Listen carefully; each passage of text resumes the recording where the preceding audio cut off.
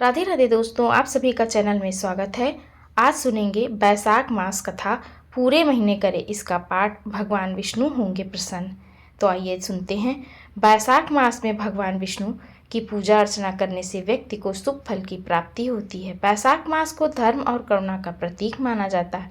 मान्यता है कि इस महीने में भगवान परशुराम और गौतम बुद्ध का जन्म हुआ था। इस पूरे माह में बैसाख मास की कथा महात्म्य पढ़ने से भगवान विष्णु की कृपा प्राप्त होती है।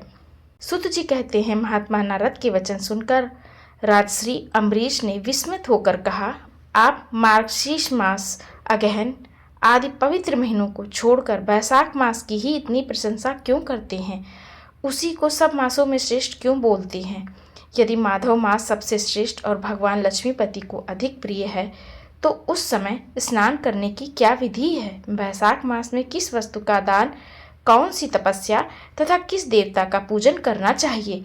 कृपा निधि, उस समय किए जाने वाले पुण्य कर्म का आप मुझे उपदेश कीजिए। सद्गुरु के मुख से उपदेश की प्राप्ति दुर्लभ होती है। उत्तम देश और काल का मिलना भी बड़ा कठिन होता है। राज्य प्राप्ति आदि दूसरे कोई भी भाव हमारे हृदय में इतनी शीतलता नहीं प्रदान करते जितनी कि आपका यह समागम। नारद जी ने कहा, राजन सुनो, मैं संसार के हित के लिए तुमसे माधव मास की विधि का वर्णन करता हूँ। जैसा कि पूर्व काल में ब्रह्मा जी ने बतलाया था, पहले तो जीव का भारतवर्ष में जन्म लेना ही दुर्लभ है। उससे भी अधिक दुर्लभ है वहाँ मनुष्य की योनि में जन्म लेना। मनुष्य होने पर भी अपने अपने धर्म के पालन में प्रवृत्ति होनी तो और भी कठिन है। उससे भी अत्यंत दुर्लभ है भगवान वासुदेव में भक्ति, और उसके होने पर भी माधव मास में स्नान आदि का सुयोग मिलना तो और भी कठिन है। राजेंद्र, जिन लोगों ने बैसाख मास में भली भांति के उपचारों द्वारा मधु दैत्यों के मारने वाले भगवान लक्ष्मीपति का पूजन कर लिया, उन्होंने अपने जन्म का फल पा लिया। भला कौन सी ऐसी अत्यंत दुर्लभ वस्तु है जो वैशाख के स्नान तथा विधि पूर्वक भगवान के पूजन से नहीं प्राप्त होती? जिन्होंने दान, होम, जप, तीर्थ में प्राण त्याग तथा संपूर्ण पापों का नाश करने वाले भगवान श्री नारायण का ध्यान नहीं किया, उन मनुष्यों का जन्म इस संसार में व्यर्थ ही समझना चाहिए। जो धन के रहते हुए भी कंजूसी करता है, दान आदि किए बिना ही मर जाता है, उसका धन व्यर्थ है। राजन, उत्तम कुल में जन्म, अच्छी मृत्यु, श्रेष्ठ भोग, सुख, सदा दान करने में अधिक प्रसन्नता, उदारता तथा उत्तम धैर्य, ये सब कुछ भगवान श्री विष्णु की कृपा से ही प्राप्त होते हैं। महात्मा नारायण के अनुग्रह से ही मनोवांछित सिद्धियां मिलती हैं। जो कार्तिक में, माघ में तथा माधव को प्रिय लगने वाले वैशाख मास में स्नान करके मधुहंता लक्ष्मीपति दामोदर की विशेष विधि के साथ भक्ति पूर्वक पूजा करता है और अपनी शक्ति के अनुसार दान देता है, वह मनुष्य इस लोक का सुख भोग कर अंत में श्रीहरि के पद को प्राप्त होता है। भूप जैसे सूर्योदय होने पर अंधकार नष्ट हो जाता है, उसी प्रकार बैसाख मास में प्रातः स्नान करने से अनेक जन्मों की उपार्जित पाप राशि नष्ट हो जाती है। यह बात ब्रह्मा जी ने ही मुझे बताई थी। भगवान श्री विष्णु ने माधव मास की महिमा का विशेष प्रचार किया है। अतः इस महीने के आने पर मनुष्यों को पवित्र करने वाले पुण्य जल से परिपूर्ण गंगा तीर्थ, नर्मदा तीर्थ, यमुना तीर्थ अथवा सरस्वती तीर्थ में सूर्योदय से पहले स्नान करके भगवान मुकुंद की पूजा कर अर्चना करनी चाहिए। इससे तपस्या का फल भोगने के पश्चात अच्छे स्वर्ग की प्राप्ति होती है। भगवान श्री नारायण अनामय, रोग व्याधि से रहित है। उन गोविंद देव की आराधना करके तुम भगवान का पद प्राप्त कर लोगे। राजन, देवादिदेव लक्ष्मीपति पापों का नाश करने वाले हैं। उन्हें नमस्कार करके चैत्र की पूर्णिमा को इस व्रत का आरंभ करना चाहिए। व्रत लेने वाला पुरुष शक्ति के अनुसार कुछ दान दे, भूमि पर सोए ब्रह्मचर्य व्रत में दृढ़ता पूर्वक स्थित रहे तथा हृदय में भगवान श्री नारायण का ध्यान करते हुए कृच्छ्रु आदि तपस्याओं के द्वारा शरीर को सुखाए।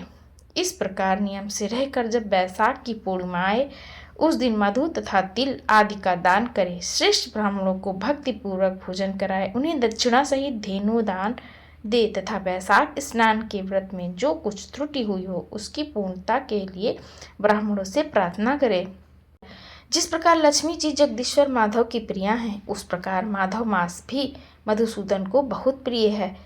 इस तरह उपयुक्त नियमों का पालन पूर्वक 12 वर्षों तक वैशाख स्नान करके अंत में मधुसूदन की प्रसन्नता के लिए अपनी शक्ति के अनुसार व्रत का उद्यापन करे। अम्बरीश, पूर्व काल में ब्रह्मा जी के मुख से मैंने जो कुछ सुना था वह सब वैशाख मास का महत्व तुम्हें बता दिया।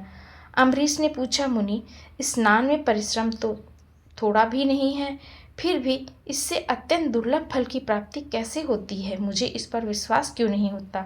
मुझे मोह क्यों हो रहा है? नारद जी ने कहा, राजन, तुम्हारा संदेह ठीक है। थोड़े से परिश्रम के द्वारा महान फल की प्राप्ति असंभव सी बात है, तथापि इस पर विश्वास करो, क्योंकि यह ब्रह्मा जी की बताई हुई बात है। धर्म की गति सूक्ष्म होती है, उसे समझने में बड़े बड़े पुरुषों को भी कठिनाई होती है। श्री हरि की शक्ति अचिंत्य है, उनकी कृति में विद्वानों को भी मोह हो जाता। विश्वामित्र आदि क्षत्रिय थे, किंतु धर्म का अधिक अनुष्ठान करने के कारण वे ब्रह्मत्व को प्राप्त हो गए। अतः धर्म की गति अत्यंत सूक्ष्म है। भूपाल, तुमने सुना होगा, अजामिल अपनी धर्म पत्नी का परित्याग करके सदा पाप के मार्ग पर चलता था, तथापि मृत्यु के समय उसने केवल पुत्र के स्नेहवश नारायण कहकर पुकारा। पुत्र का चिंतन करके नारायण का नाम लिया, किंतु इतने से ही उसको अत्यंत दुर्लभ पद की प्राप्ति हुई। जैसे अनिच्छा पूर्वक भी यदि आग का स्पर्श किया जाए तो वह शरीर को जलाती ही है, उसी प्रकार किसी दूसरे निमित्त से भी यदि गोविंद का नाम उच्चारण किया जाए तो वह पाप राशि को भस्म कर डालता है। जीव विचित्र है, जीवों की भावनाएं विचित्र हैं, कर्म विचित्र है तथा कर्मों की शक्तियां भी विचित्र हैं। शास्त्र में जिसका महान फल बताया गया हो वही कर्म महान है, फिर वह अल्प परिश्रम साध्य हो या अधिक परिश्रम साध्य हो। छोटी सी वस्तु से बड़ी वस्तु का नाश होता देखा जाता है। जरा सी चिंगारी से बोझ के बोझ तिनके स्वाहा हो जाते हैं। जैसे श्री कृष्ण के भक्त हैं, उनके अनजान में किए हुए हजारों हत्याओं से युक्त भयंकर पातक तथा चोरी आदि पाप भी नष्ट हो जाते हैं। वीर, जिसके हृदय में भगवान श्री विष्णु की भक्ति है, वह विद्वान पुरुष यदि थोड़ा सा भी पुण्य कर्म करता है तो वह अच्छे फल देने वाला होता है। अतः माधव मास में माधव की भक्ति पूर्वक आराधना करके मनुष्य अपनी मनोवांछित कामनाओं को प्राप्त कर लेता है। इस विषय में संदेह नहीं करना चाहिए। शास्त्रोक्त द्वारा किया हुआ छोटे से छोटा कर्म क्यों ना हो, उसके द्वारा बड़े से बड़े पाप का भी क्षय हो जाता है तथा उत्तम कर्म की वृद्धि होने लगती। राजन, भाव तथा भक्ति दोनों की अधिकता से फल में अधिकता होती है। धर्म की गति सूक्ष्म है, वह कई प्रकार से जानी जाती है। महाराज, जो भाव से हीन है, जिसके हृदय में उत्तम भाव एवं भगवान की भक्ति नहीं है, वह अच्छे देश तथा काल में जाकर जीवन भर पवित्र गंगा जल से नहाता और दान देता रहे तो भी कभी शुद्ध नहीं हो सकता, ऐसा मेरा विचार है। अतः अपने हृदय कमल में शुद्ध भाव की स्थापना करके वैशाख मास में प्रातः स्नान करने वाला जो विशुद्ध चित्त पुरुष भक्ति पूर्वक भगवान लक्ष्मीपति की पूजा करता है, उसके पुण्य का वर्णन करने की शक्ति मुझ में नहीं है। अतः भूपाल, तुम वैशाख मास के फल के विषय में विश्वास करो। छोटा सा शुभ कर्म भी सैकड़ों पाप कर्मों का नाश करने वाला होता है। जैसे हरि नाम के भय से राशि राशि पाप नष्ट हो जाते हैं, उसी प्रकार सूर्य के मेष राशि पर स्थित होने के समय प्रातः स्नान करने से तथा तीर्थ में भगवान की स्तुति करने से भी समस्त पापों का नाश हो जाता है। जिस प्रकार गरुड़ के तेज से सांप भाग जाते हैं, उसी प्रकार प्रातःकाल वैशाख स्नान करने से पाप पलायन कर जाते। यह निश्चित बात है। जो मनुष्य मेष राशि के सूर्य में, गंगा या नर्मदा के जल में नहाकर 1, 2 या 3 समय भक्ति भाव के साथ पाप प्रशमन नामक स्तोत्र का पाठ करता है, वह सब पापों से मुक्त होकर परम पद को प्राप्त होता है। अम्बरीश, इस प्रकार मैंने थोड़े में यह वैशाख स्नान का सारा महात्म्य सुना दिया। अब और क्या सुनना चाहते हो?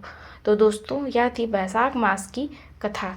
अगर कथा अच्छी लगे हो तो लाइक करिएगा, वीडियो पसंद आया हो और चैनल पे नए हैं तो सब्सक्राइब कर लीजिएगा। मिलते मेरे अगले वीडियो में, तब तक के लिए राधे राधे।